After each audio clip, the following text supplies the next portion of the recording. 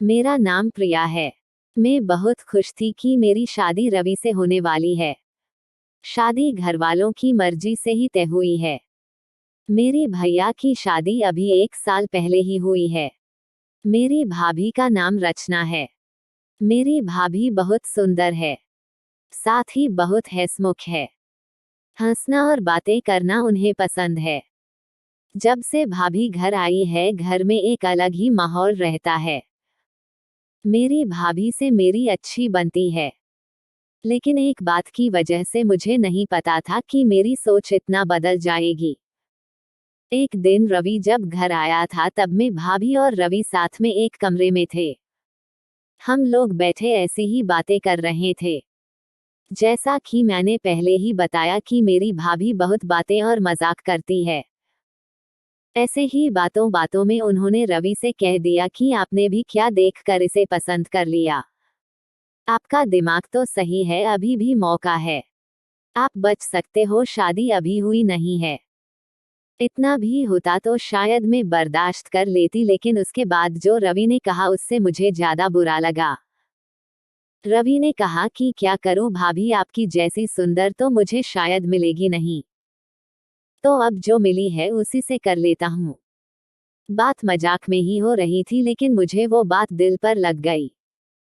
उस समय मैंने भी बात हंसी में टाल दी, लेकिन मुझे अब वो बात सोने नहीं दे रही थी। मैं पता नहीं क्या क्या सोचने लगी थी। मैं अपने आप को भाभी के साथ कंपेयर करने लगी थी।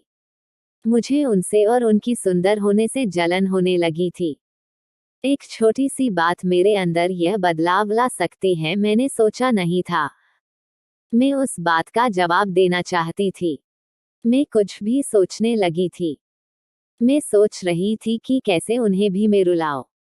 शादी की तैयारियों के साथ मेरा दिमाग भी कहीं और ही चलने लगा।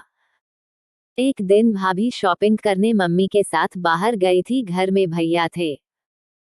मैंने सोचा था कि भैया को कुछ ऐसा कहूं जिससे इन दोनों के बीच में झगड़ा हो, थोड़ी कहाँ सुनी हो, भाभी थोड़ी परेशान हो।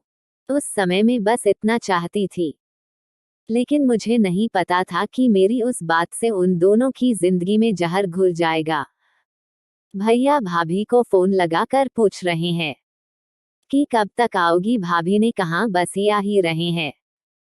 भैया बोले कि पहले भी यही बोला था, अभी भी यह कब तक आओगी।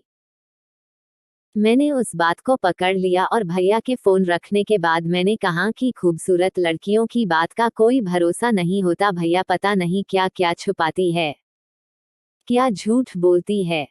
आखिर वो भाई तो मेरे ही थे। उन्होंने भी मेरी इस बात को पकड़ लिया। पूछा क्यों, क्या बात कर रही है, तुझे कुछ पता चला क्या। मैंने जानबूझकर ऐसा दिखाया कि मैं कुछ जानती हूँ और उनसे छिपा रही हूँ। मैंने कहा नहीं, कुछ नहीं, मैं तो बस ऐसे ही बोल रही थी। भैया ने फिर पूछा तो मैंने और ज्यादा उन्हें परेशान किया। मुझे पता था कि वो जितना परेशान होंगे उतना ही भाभी भी होगी। मैंने उन्हें ऐसे ही कहा कि भैया मैं क्या बताऊं, आप खुद समझदार है। वो बोले क्या मतलब, क्या बोलना चाहती है, ठीक से बता। मैं अब क्या कहती, लेकिन अच्छा हुआ कि उसी समय भाभी और मम्मी वहां आ गए और बात टल गई। लेकिन मुझे बहुत खुशी हो रही थी कि मैंने अपना काम कर दिया। भैया उनके आते ही अपने कमरे में चले गए। बस मुझे अब भाभी का वैसा चेहरा देखना था जो मैं देखना चाहती थी। भाभी करीब 1 घंटे बाद जब कमरे से निकली तो उनका चेहरा बयान कर रहा था कि मैंने जो बोला है उसका असर हो रहा है। भैया का भी मुंह उतरा हुआ था। उस दिन से भाभी का बोलना और हंसना कम हो गया। भाभी का मुंह उतरा रहता था। मैं पता नहीं कैसे इतनी कठोर हो गई थी कि उनके आंसू से मुझे खुशी मिल रही थी। भैया और भाभी में सब कुछ ठीक नहीं है, इस बात का पता अब हमारे घर में सबको चल गया था। भाभी अब मुझसे भी बात नहीं कर रही थी, लेकिन मुझे बुरा नहीं लग रहा था। एक दिन भैया भाभी से किसी बात पर बिगड़ गए और सबके सामने उन्हें घर से जाने को कहने लगे। मम्मी और पापा ने कहा कि क्या हुआ, क्या बात कर रहा है, ऐसा क्या हुआ, लेकिन वो बोले कुछ नहीं। भाभी को वो बात बहुत बुरी लगी और वो घर से जाने लगी। मम्मी ने कहा कि शादी सर पर है, ऐसे कहाँ जा रही हो। भैया बोले उसे जाना है तो जाने दो। भाभी मेरी तरफ देख रही थी, लेकिन मुझे ना बुरा लग रहा था, ना मैंने उन्हें रोका। भाभी अपने घर चली गई। शादी में सिर्फ 10 दिन बाकी थे और भाभी घर से चली गई। घर में मम्मी, भैया और पापा को देखकर अब मुझे थोड़ा बुरा लगने लगा था, पर मैं अब कुछ नहीं कर सकती थी क्योंकि बात बहुत आगे निकल गई थी। सच बताओ तो बात इस हद तक चली जाएगी इसका मुझे भी अंदाजा नहीं था। शादी के समय सभी के मुंह उतरे हुए थे और इसका कारण मैं थी, लेकिन यह बात मैं कैसे बता सकती थी। भाभी को मम्मी ने फोन किए लेकिन वो नहीं आई। घर का माहौल ही बदल गया। भैया से सभी पूछ रहे थे कि ऐसा क्या हुआ, लेकिन वो भी कुछ बता नहीं रहे थे। घर की रौनक ही चली गई थी। शादी को 1 दिन बचा था और भाभी अचानक ही वापस आ गई। भाभी को देखकर मम्मी खुश थी। मैं अभी भी भाभी से बात नहीं कर रही थी, सोच रही थी कि किस मुंह से बात करूं। मेरी वजह से भाभी इतना परेशान जो हुई। भाभी खुद ही मेरे पास आई। मैंने बोला आप आ गई? वो बोली हाँ। मैंने सोचा कि अगर मैं नहीं आती तो तुम्हें तैयार कौन करता। भाभी ने ऐसा कहा तो मैं रोने लगी। भाभी ने कहा कि मुझे तुम्हारे भैया की बातों का इतना बुरा नहीं लगा। ठेस तो मुझे तुमने पहुंचाए। मैं घर से भी तुम्हारी वजह से गई थी। मैंने सोचा था कि तुम मुझे फोन करके बुलाओगी, लेकिन तुमने ऐसा नहीं किया। मुझे नहीं पता तुमने ऐसा क्यों किया, लेकिन मैं तुम्हें एक बात समझाना चाहती हूँ। अब तुम्हारी शादी होने वाली है, तुम दूसरे घर जाओगी। कुछ ऐसा मत करना जिससे बाद में तुम्हें पछतावा हो। मैंने भाभी को कहा कि मैं भैया को बता देती हूँ कि वो मजाक था। भाभी बोली तुम उसकी चिंता मत करो, उन्हें अगर अपनी पत्नी पर विश्वास नहीं तो यह उनकी गलती है, तुम्हारी नहीं। उनसे निपट लूंगी। शादी का समय है, तुम खुश रहो। भाभी के आते ही घर में रौनक आ गई। इस गलती ने मुझे बहुत कुछ सिखाया। मेरे अंदर की जलन और ईर्ष्या को खत्म कर दिया। मेरे अंदर एक डर पैदा कर दिया कि मैं कहीं गलती से भी किसी के साथ कुछ गलत ना कर दूं। भाभी मेरी जैसी नहीं है, मुझे पता है वो भैया को भी संभाल लेंगी। मैंने भाभी के साथ इतना कुछ किया, लेकिन उन्होंने अपना फर्ज नहीं भूला, ना ही यह बताया कि यह सब मेरी गलती है। ऐसी भाभी सभी को मिले। आपको यह कहानी कैसी लगी कमेंट कर हमें जरूर बताएं। इसी तरह की कहानियां आपको यहाँ मिलेगी तो हमारे चैनल को सब्सक्राइब कर लीजिए। Thumbs up thumbs up thumbs up. मेरा नाम रिया है। मैं इंजीनियर कॉलेज के लास्ट ईयर में। कॉलेज में मेरी दोस्ती 2 भाइयों से थी। जुड़वा भाइयों से, समर और अमर। हमारी दोस्ती कॉलेज के पहले साल है। ऐसी वैसी दोस्ती नहीं थी। हम तीनों बेस्ट फ्रेंड थे। हमेशा हम तीनों साथ में ही रहते थे। समर और अमर को मैं अच्छे से जानती थी। उनकी पसंद नापसंद दोनों एक से थे, लेकिन उन्हें देखकर मैं आसानी से बता सकती थी कि कौन समर है और कौन अमर। दोनों में कुछ बातें थी जो उनको अलग करती थी। दोस्ती प्यार की पहली सीढ़ी होती है, पर मेरे मन में अभी तक उन दोनों के लिए ऐसा कुछ नहीं था। न ही मैं किसी और के लिए ऐसा सोच पाई, क्योंकि हमें समय ही नहीं मिलता था। समर और अमर के बर्थडे पर उन्होंने मुझसे कहा कि इस बार वो चाहते हैं कि हम तीनों ही बस साथ में सेलिब्रेट करें, क्योंकि यह फाइनल ईयर है, उसके बाद हम अपने घर होंगे। मैंने भी उन्हें कहा ठीक है, तुम जैसा चाहो। हम तीनों सुबह जल्दी निकल गए। दूर लॉन्ग ड्राइव पर गए। फिर एक रेस्टोरेंट में खुले में उनका बर्थडे सेलिब्रेट किया, खाना खाया। फिर हम तीनों बैठे थे। दोनों चुप से हो गए। आमतौर पर वो दोनों मेरी टांग खींचते रहते हैं, लेकिन आज कुछ अलग बात थी। आज दोनों कुछ अलग ही लग ही रहे थे। फाइनल ईयर भी था, अब हमें घर भी जाना होगा। कॉलेज के यह दिन उनके साथ कैसे निकल गए पता भी नहीं चला। मैंने पूछा क्या हुआ, इस बार बर्थडे भी अकेले में ही सेलिब्रेट कर रहे हो और दोनों कुछ बदले से भी लग रहे हो। वो बोले कि कॉलेज का लास्ट बर्थडे है। और हमें कुछ कहना भी है। फिर उसके बाद जो हुआ वो मेरी जिंदगी की सबसे बड़ी दुविधा बनकर सामने आई। वो दोनों ने कहा कि हम दोनों ही तुझे कुछ कहना चाहते हैं। मैंने बोला क्या? वो बोले तुझे यह सुनकर शायद थोड़ा आश्चर्य हो लेकिन यह सही है। वो बोले हम दोनों तुझे प्यार करते हैं। पहली बार में ही मैं समझ गई थी कि ये दोनों क्या बोलना चाहते हैं। इतने दिनों से उन्हें जानती हूँ, मुझे पता है कि वो दोनों कब मजाक करते हैं कब सच बोल रहे हैं। लेकिन मैंने बात को मजाक में लेना चाहा और बोला हाँ मैं भी तुम दोनों को प्यार करती हूँ, इसलिए यहाँ हूँ तुम्हारे साथ। वो दोनों बोले नहीं वो वाला नहीं, हम तुझे सच में प्यार करते हैं, तू जानती है ना हम क्या बोल रहे हैं। एक लड़की के लिए यह बहुत ही स्पेशल पल होता है, लेकिन मेरे लिए यह बड़ा सवाल बनकर सामने आया। मैंने उन्हें बोला तुम दोनों पागल हो गए हो क्या? तुम दोनों प्यार करते हो मतलब मैं तुम दोनों की गर्लफ्रेंड बनूं और फिर दोनों से शादी करूं, दिमाग तो ठीक है तुम्हारा? वो बोले हम तुझे प्यार करते हैं। कॉलेज के पहले साल से हम साथ हैं, हम तीनों एक दूसरे को छोड़ कहीं गए नहीं, जैसी फीलिंग हमें हुई है शायद तुझे भी होंगी।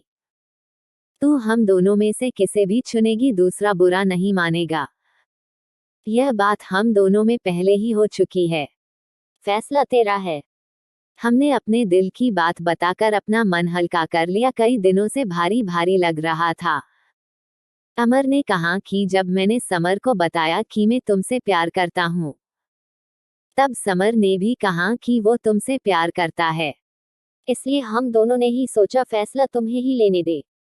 उन दोनों ने तो अपना मन हल्का कर लिया था, लेकिन मेरे लिए यह बहुत बड़ी समस्या हो गई। हम लोग वहां से अपने रूम आ गए थे। पहले मैंने कभी इस तरह से उनके लिए नहीं सोचा था, लेकिन जब कोई प्रपोज कर देता है तो फिर अपने आप फीलिंग आने लगती है, अगर आप उसे पसंद करते हो तो। और यहाँ तो दोनों ने ही मुझे प्रपोज कर दिया था। मुझे अब चुनना था उन दोनों में से किसी को, लेकिन मेरे लिए यह बहुत बड़ी बात थी किसी एक को चुनना। कॉलेज खत्म होने ही वाला था, मेरी घर जाने की टिकट कंफर्म भी थी। अपने इतने अच्छे दो दोस्तों को छोड़ने का गम मुझे पहले ही था, ऊपर से अब यह प्यार वाला एंगल अलग से आ गया। अगले दिन में अब हम तीनों में वो दोस्ती वाली बात नहीं रही। मैं उनसे मिलती तो मेरी आंखों में एक अलग ही शर्म आ गई थी।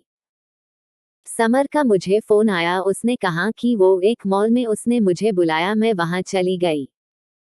समर से जब इस बार में मिली तो अमर नहीं था। मैंने पूछा अमर कहाँ है? वो बोला कि वो कुछ काम से गया है। समर ने उस दिन मुझे बहुत ही स्पेशल फील कराया, मुझे गिफ्ट भी दिया। मुझे यह सब अच्छा भी लग रहा था, लेकिन मन में अभी भी वही सब चल रहा था कि किसी एक का दिल टूटेगा जो मैं नहीं चाहती थी। जब मैं समर के साथ थी तभी अमर ने भी मुझे फोन किया। उसने पूछा कहाँ हो, मैंने बोला अभी मैं समर के साथ हूँ। अमर ने अच्छा है बोलकर फोन काट दिया। रात को मेरे पास अमर का फिर फोन आया। उसने कहा कि तुम आज मुझे भूल गई, समर के साथ अकेली ही चली गई। मैंने बोला मैंने तुम्हारे बारे में पूछा था। उसने कहा कि तुम किसी काम से अपने दोस्त के यहाँ गए हो। अमर ने कहा नहीं मैं तो यही था, समर मुझे यह कह कर गया था कि वो अपने दोस्त के यहाँ जा रहा था, लेकिन वो झूठ बोल रहा था। इस तरह अकेले में मिलकर वो तुम्हें इम्प्रेस करने की कोशिश कर रहा है, लेकिन तुम फैसला सोच समझ कर लेना। उसने झूठ बोला है। मुझे नहीं लगता तुम्हें झूठ पसंद है। अब तक मैं समझती थी कि मैं उन दोनों को अच्छे से जानती हूँ, लेकिन आज मुझे पता चला कि मैं उन्हें दोस्त के रूप में जानती थी। अब वो दोनों ही बदलने लगे हैं, और यह बदलना एक दिन का नहीं है, शायद यह धीरे धीरे हुआ होगा, लेकिन मैं समझ नहीं पाई। दोनों एक दूसरे से झूठ और एक दूसरे की बुराई कभी नहीं करते थे। यह बार था जब ऐसा हुआ। मुझे समझ आ गया था कि मेरी वजह से इन दोनों भाइयों में दूरियां बढ़ रही है, जो कि मैं बिल्कुल भी नहीं चाहती थी। इतने दिनों की दोस्ती के बाद उसका इस तरह से खत्म होना मैं बिल्कुल नहीं चाहती थी। मैंने सोच लिया था कि मुझे क्या करना है।